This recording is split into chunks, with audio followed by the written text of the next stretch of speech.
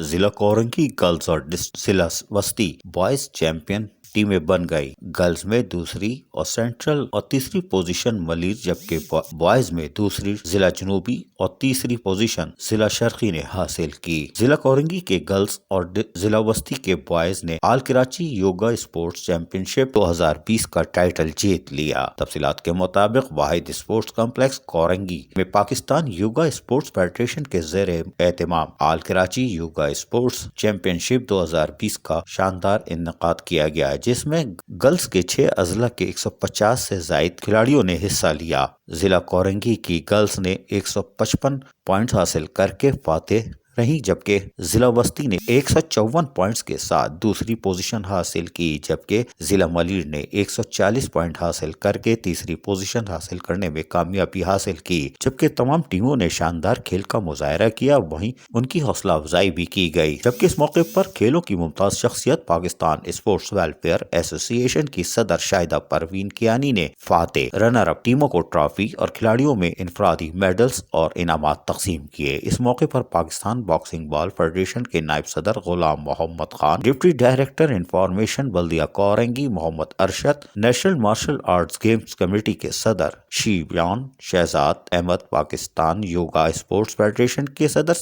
محمد Umair Khan, secretary Khalid Brohi, Sindh football welfare association کے chairman Muhammad Saleem Khamisani اور Sindh gymnastic technical committee کے chairman S M Murtaza, Shahid Hayat training centre کے sport coordinator Afzal Bhatti, gymnastic کے ممتاز ٹرینر استاد Liaquat Khan, P W D shooting ball team کے coach Ejaz Ahmed Qureshi اور دیگر بھی موجود تھے۔ اس موقع پر شاہدہ پروین کیانی نے کہا کہ اسپورٹس کے فروغ دینے کے لیے حکومتی سرپرستی بے حد ضروری ہے۔ اگر ہم اس کھیل کو ملک کے چپے چپے میں پھیلا دیں تو ہمارا نوجوان منفی سرگرمیوں سے دور اور صحت مند معاشرے کی تشکیل میں اپنا کردار ادا کر سکتا ہے۔ انہوں نے کہا کہ جب بھی میدان آباد ہوتے ہیں، ہسپتال ویران ہو جاتے ہیں، ہمیں صحت مند سرگرمیوں کے فروغ کے لیے اپنی کاوشوں کو بروے کار لانا ہوگا۔ شاہدہ پروین کیانی نے پاکستان یوگا اسپورٹس ویلفیئر کو کھیلوں کے فروغ میں اپنے ہر ممکن تعاون کا بھرپور یقین دلایا۔ عزیز عارف، KBS بلدیاتی نیوز کراچی۔